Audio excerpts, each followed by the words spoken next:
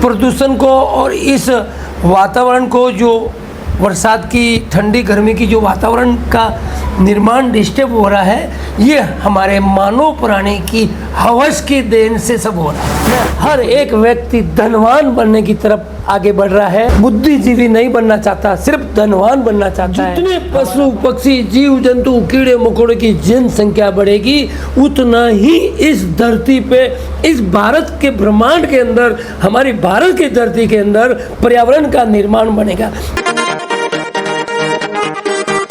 नमस्कार, मैं हूं लक्ष्मण सिंह राठौड़ और आप देख रहे हैं जयवर्धन न्यूज़। पर्यावरण संरक्षण के साथ ही पन्नाधाय वनस्थली जो विकसित की जा रही हैं, उसको लेकर मुख्य रूप से संकल्पबद्ध पर्यावरण प्रेमी आशापुरा मानव कल्याण ट्रस्ट के संस्थापक नानजी भाई गुजर हमारे साथ में हैं। उनसे जानते हैं जैसे मुख्य रूप से उनका जो ध्येय है, उनके ग्राम पंचायत में राष्ट्रमाता पन्नाधाय माता का जो पहला मंदिर है देश का, वो यहाँ बनने जा रहा है, उसकी नींव इन्होंने रखी है और वहीं पर पन्नाधाय, राष्ट्रमाता पन्नाधाय के नाम पर वनस्थली भी विकसित की जा रही है। वहाँ पौधरोपण की मुहिम जो शुरू की थी, अब तक 3 साल में किस स्टेज पर पहुँचे हैं? देखो, 3 साल पहले जब शुरू की थी तब पहला पौधा हमने लगाया था, और आज 3 साल के बाद आज हम लोग वहाँ पे एक पूरे ज़िले में एक नई वातावरण का निर्माण हुआ है कि हम जो पौधे आज 25,000-35,000 पौधे हमने लगाए हैं, और आने वाले इस बरसात के अंदर हम करीबन 11,000 पौधे लगाने का हमारा संकल्प है। और पूरे ज़िले में हम लोग सरकारी संस्थाओं में, सरकारी बॉडी में, सरकारी स्कूलों में, सरकारी मंदिरों में और कॉलेजों में और हर एक सरकारी विभाग में हमें पौधारोपण अभियान चलाना है। वो भी हमारा एक कॉन्सेप्ट है। इस 11,000 पौधे के साथ साथ वो भी हम करने वाले हैं।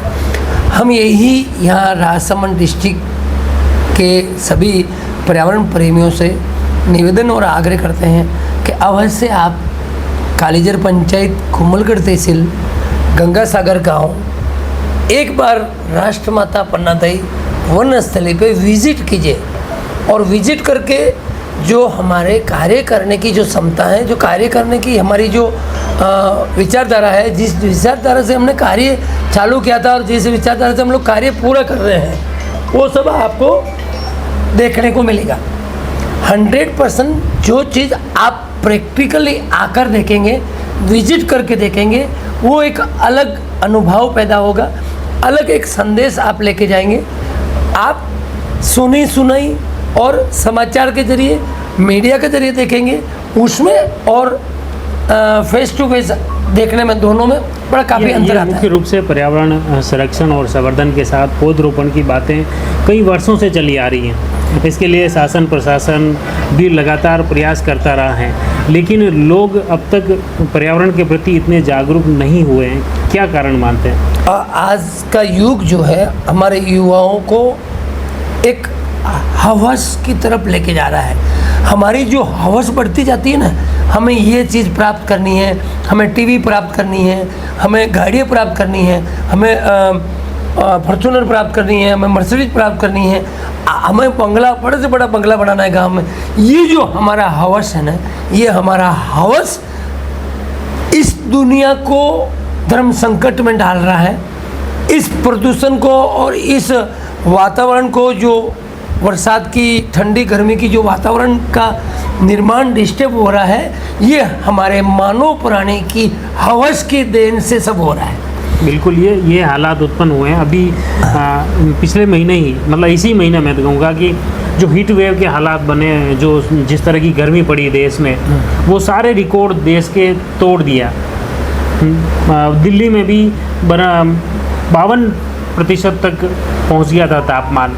राजस्थान और पूरे देश के ऐसे ही हालात बने, और इसको लेकर जब रिसर्च किया कि ये सबसे ज़्यादा तपा है इस बार, तो ये हालात जो उत्पन्न हो रहे हैं, ये भी कहीं ना कहीं पर्यावरण की अनदेखी की वजह से ही है। आज के युग में 90% मानव जो बुद्धिजीवी बन रहे हैं, जो सक्षम मनुष्य बन रहे हैं, शासन प्रशासन सरकार के हजारों प्रयास जो हैं इस क्लाइमेट को सुधारने का, वो सारे भी फीके पड़ जाते हैं। क्योंकि मनुष्य का भाव इस प्रकार का कन्वर्ट हो चुका है कि सिर्फ और सिर्फ हमें दुनिया के अंदर नंबर 1 बनना है, धन कमाकर, नंबर 1 बनना है लीडर बनकर, नंबर 1 बनना है किसान बनकर, नंबर 1 बनना है हमारे भारत की और हमारे विश्व की पर्यावरण और विश्व के पानी की और वायु की इस क्षमताओं को ऑक्सीजन और हमारे प्रदूषण ना फैले, इसमें हम पूरा विश्व नंबर 1 बने। अगर हम ये सोचेंगे तो हम इसमें भी कन्वर्ट हो सकते हैं। आज ही एक अखबार में सूचना थी कि दुनिया के बड़े वैज्ञानिकों ने चेतावनी दी है कि आने वाले समय में यही रफ्तार रही तो तापमान इससे कई गुना बढ़ सकता है और आने वाले समय में कई तरह के ऐसे विचित्र संकट उत्पन्न हो सकते हैं जिससे हजारों लोगों की ज़िंदगी दांव पर लग सकती हैं। उसमें भी मुख्य रूप से यही कारण बताया कि पर्यावरण संरक्षण पर मानव ध्यान नहीं दे रहा है। तो ये कहीं ना कहीं वैज्ञानिक भी इसको लेकर चिंतित हैं, दुनिया भर के लोग चिंतित हैं, लेकिन फिर भी लोग नहीं समझ पा रहे हैं इसके पीछे। हमारे इस भारत की धरती के ऊपर भारत सरकार जो है, हमारे अरबों खरबों रुपये जो होते हैं भारत सरकार के, वो हमें ऐसी बात कहना नहीं चाहिए, लेकिन कहना चाहिए जो भी हमारी बात को सुने। भारत सरकार का जो नरेगा का जो फंड होता है, नरेगा के फंड को सिर्फ और सिर्फ पर्यावरण के ऊपर डिवाइड किया जाए। नरेगा के फंड से एक व्यक्ति को 120 दिन का जो आय मिलता है, जो मूल्य उनको जो कीमत मजदूरी मिलती है, वो 120 दिन का जो फंड होता है, उस व्यक्ति को उस 120 दिन का फंड पे 1000 पौधे या 2000 पौधे या एक पौधे की कीमत लगा दी जाए कि एक पौधा 3 साल बड़ा होता है और 3 साल में उसको 660 दिन की मजदूरी होती है। 660 दिन की मजदूरी उस 1000 पौधों को बड़ा करने में 660 दिन में 3 साल में हमें 660 दिन का पैसा उसको देना है और उसको सिर्फ वो पौधे उसके आजू बाजू में बड़े करने हैं। वो नरेगा से हमारी भारत सरकार, राज्य सरकार और हमारे जितने भी पंच पटेल और शासन प्रशासन में बैठे हुए बुद्धिजीवी जो वर्ग है, वो लोग बैठ के इस पे मंथन करें और हमारे इस भारत के अंदर जो मनरेगा का अरबों खरबों रुपया एक पंचायत में महीने का कम से कम 1-1 करोड़ रुपया भी जाता है मनरेगा के माध्यम से, वही पैसा हम लोग पानी के लिए, पानी के स्टोर के लिए और पानी और पर्यावरण के पेड़ पौधों के लिए, फल फ्रूट वाले पौधे लगाएं, आयुर्वेदिक दवा वाले पौधे लगाएं, जिसे पशु पक्षी जीव जंतु कीड़े मकोड़े मधुमक्खी सारों का निर्माण, सारों का जीवन जो है आगे बढ़े और सबकी जनसंख्या बढ़े। जितने पशु पक्षी जीव जंतु कीड़े मकोड़े की जनसंख्या बढ़ेगी, उतना ही इस धरती पे, इस भारत के ब्रह्मांड के अंदर, हमारी भारत की धरती के अंदर पर्यावरण का निर्माण बनेगा। जो हम इस वायुमंडल, जल थल वायुमंडल में जितने भी करोड़ों जीव जंतु हैं, ये जीव जंतु एक सर्कल है। जितने ज़्यादा जीव जंतु हमारे मानवों को दिखेंगे, उतना ही ज़्यादा हम ये प्रयास करेंगे कि हमारा पर्यावरण का विकास हो रहा है। कि हमारे महाराणा प्रताप जैसे वीर योद्धा घास की जड़ी बूटी का सेवन कर कर, आयुर्वेदिक जड़ी बूटियों का सेवन कर कर, उनका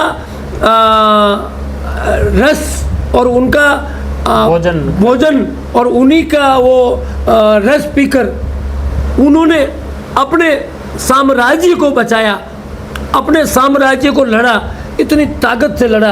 आज हम लोग एक गेहूं की रोटी खाते हैं, वो भी यूरिया खाद मिला के खाते हैं, क्योंकि हम गौ पालन नहीं करना चाहते, हम भैंस नहीं रखना चाहते, हम बकरी नहीं रखना चाहते। हमें पशुपालन से नफरत होने लगी है। जब हमें पशुपालन से नफरत होने लगी है, इसलिए हम मृत्यु की तरफ दिशा बदल रहे हैं। हमारी आयु दादा परदादा 120 साल 100 साल रहते थे, आज हम लोग 60 से 70 एवरेज हमारे भारत की धरती पे 68 साल की उम्र हो गई है मानव की। अभी भी वक्त है हमारे युवा जागरूक हो। मैं वापस एक बात कहना चाहूँगा कि जैसे आयुर्वेद जो अपने देश का है, भारत में जो आयुर्वेद है उसका जननी कहते हैं, और वास्तव में आयुर्वेद का जो इलाज है वो सिर्फ भारत में ही है। विदेशों में नहीं है, लेकिन आयुर्वेद की जड़ी बूटियों से जो इलाज होता है वो किसी भी बीमारी का स्थायी तौर पर इलाज होता है। और इसी वजह से जो आज आयुर्वेद के इलाज को लेकर वैज्ञानिक भी चकित हैं। तो ये भी कहीं ना कहीं पर्यावरण का ही प्रभाव है कि जिस तरह की जड़ी बूटियाँ हमारे इस धरती पर, इस पर्यावरण में है, उसे पहचानें और उस तरह के कैसे इलाज करें। तो ये भी इस पर्यावरण पर ही निर्भर है। आज हमारे इस भारत की भूमि पर ऐसे ऐसे ऋषि मुनि हुए हैं, उन ऋषि मुनियों की देन है कि हमारे भारत आयुर्वेदिक में पूरा विश्व में नंबर 1 है। लेकिन हम लोग पहले गौमूत्र से हमारा बुखार ठीक होता था। गौमूत्र के अंदर मिट्टी का बर्तन को लाल करके डालते थे, चमक्का बोलते हैं उसको, और वो पिला के, घूटी पिला के हमें सुला देते थे। कोई डॉक्टर नहीं होता था, डॉक्टर कोसों दूर रहता था, साधन नहीं होते थे। जंगलों में हमें हमारा माता पिता उसी जड़ी बूटियों के माध्यम से हमारे शरीर को, हमारी हेल्थ को ठीक करते थे। ऐसे ऐसे जड़ी बूटियों के माध्यम से ही करते थे। आज हमारे युवा, एक जरा सा भी कुछ हुआ, जरा सा भी कहीं चीरा लग गया तो डॉक्टर के पास चले जाते हैं। हमारे शहर में हम चीरा लगता है तो पीपल वर्ल्ड या नीम का झाड़ को लेके घिसते थे, घिस के थूक लगाकर उसको बांध कर पट्टी लगाते थे और 3 दिन बाद में वो सही हो प्लास्टर हो जाता था। ये सारी चीज़ें गायब हो चुकी है। आज सिर्फ मात्र विदेशों की नकल कर कर, पूरे विश्व की नकल कर कर हमारे युवा डॉक्टरों की तरफ अपनी संख्या, सिर्फ भारत में हर एक व्यक्ति धनवान बनने की तरफ आगे बढ़ रहा है।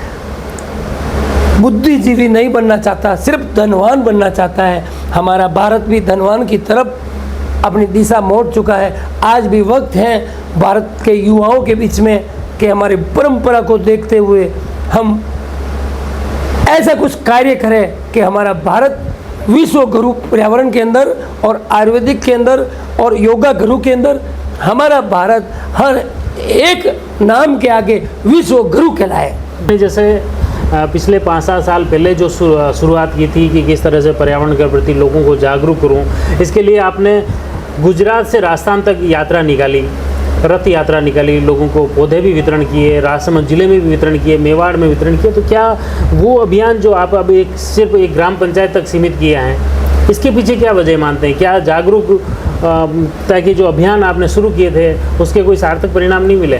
नहीं, उससे हमें हरिओम सिंह जी को हमने पहली बार 4000 पौधे दिए थे 2018 में, उससे हमें सीखने को मिला। फिर मैं रेगुलर 4 साल तक वो यात्रा हमने चलाई और 2.5 लाख पौधे हमने वितरण किए पूरे गुजरात, महाराष्ट्र बॉर्डर से लेकर भिलवाड़ा, आसीन देवनारायण भगवान मंदिर तक, मालाश्री तक और कोमलगढ़ तक, पूरे राजसमंद में। लेकिन फिर लोगों ने, आप जैसे बुद्धिजीवी ने बोला, नानजी भाई आप पटक पटक के पौधा देकर, हजारों पौधे देकर चले जाते हो, पौधे लगाए कहाँ? दिखने के लिए कुछ नहीं है आपके पास। तो फिर हमने तय किया कि जहाँ हम पैदा हुए हैं वहाँ हम जंगल ज़मीन है, 1800-1900 बीघा ज़मीन है चारागाह, वो चारागाह ज़मीन की हमने NOC लेकर हम तो कह रहे हैं कि 1.25 लाख पौधे लगाना चाहते हैं, लेकिन हम वहाँ हज़ारों पौधे लगाने की कोशिश कर रहे हैं। पानी नहीं है, कुछ नहीं है। आज मैंने वहाँ पे 35,000 पौधे लगा चुका हूँ। 35,000 में से 20 से 22,000 पौधे जो है सही सलामत है 3 साल में। इस साल में हमारा 11,000 पौधों का प्रोजेक्ट है। अगर आप लोग आशापुरा मानव कल्याण ट्रस्ट के अंदर किसी भी तरह का पर्यावरण के अंदर, शिक्षा के अंदर, रोजगार के अंदर अगर आप सहयोग करना चाहें, अगर किसी के दिल में अगर पर्यावरण के प्रति पीड़ा है, पर्यावरण के प्रति जागरूकता है और अपने घर में ज़मीन नहीं है, अपने पास साधन नहीं है, आप नहीं कर सकते हो, तो आप वो काम हमें दीजिए, हमें वो मौका दीजिए। आशापुरा मानव कल्याण ट्रस्ट को हजारों पौधे आपके नाम पे, आपके परिवार के नाम से, आपके यूनिट के नाम पे, आपके देवी देवताओं के नाम पर, आपके माता पिताओं के नाम पर हम उन पौधों को बड़ा कर देंगे। हजारों साल तक बड़ा करेंगे, जब तक हम रहेंगे। पौधे की गारंटी रहेगी हमारे यहाँ। आप हर साल आकर चेक कर सकते हैं। आप कुछ पौधे का दान देकर, कुछ 365 दिन, 700 दिन, 3 साल, 5 साल, जो भी है, आप 500 दिन, 1000 दिन, ऐसा आप हमें दे सकते हैं। कम से कम मजदूरी में हम लोग काम कर रहे हैं। हम लोग ये संदेश आप लोग को इसलिए दे रहे हैं कि इतना बड़ा काम है, निर्मल भारत बनाने की तरफ हमारा जो विजन रथ यात्रा इस टाइम महाराष्ट्र से चालू होगी, सहित दिल्ली तक जाएगी, ऐसा हमारा प्रोजेक्ट चल रहा है। अभी फाइनल नहीं हुआ, लेकिन 100% हम उस विचारधारा में काम कर रहे हैं कि बॉम्बे से दिल्ली तक हम जाएं और भारत सरकार को हम एक ज्ञापन सौंपें कि निर्मल भारत बनाने में जागरूकता अभियान हमारा रहेगा। राष्ट्र माता पन्नाधाई महाराणा प्रताप अमृता देवी जागरूकता अभियान, बिल्कुल जागरूकता अभियान फैलाया जाएगा। तो धन्यवाद। ये थे नानजी भाई गुर्जर। और ख़ास बात संदर्भ इसलिए बना कि जैसे कि अपनी भारत सरकार द्वारा भी एक चेतावनी जारी की गई थी, जिसमें कि अब तक करीब 40-50 लोग इस हीट वेव गर्मी के कारण मर गए थे। और इसी के चलते ये जो सबसे ज़्यादा तापमान आया, इसके पीछे भी कहीं ना कहीं देखें तो पर्यावरण के प्रति, पर्यावरण जो दूषित हो रहा है वो वही मुख्य कारण है। निश्चित तौर पर नानजी भाई की ये मुहिम है, इस मुहिम से हर व्यक्ति को जुड़ने की ज़रूरत है। निश्चित तौर पर आपने जो पहले जागरूकता के अभियान शुरू किया, इसके बाद आपने गाँव में पौधरोपण की मुहिम शुरू की है, और अब आपका मुख्य संकल्प है कि लोगों के नाम का पौधरोपण आप करने वाले हैं। आप तैयार हैं, आप अपने एक एक पौधा का संकल्प लें और एक पौधा बड़ा करने का संकल्प लेकर आप उसकी सहयोग राशि आशापुरा मानव कल्याण ट्रस्ट के ऐप में जाकर ऑनलाइन कर सकते हैं। इसके लिए आशापुरा मानव कल्याण ट्रस्ट का ऐप भी है, वेबसाइट है, वहाँ पर जाकर आप ऑनलाइन एक पौधा दान कर सकते हैं।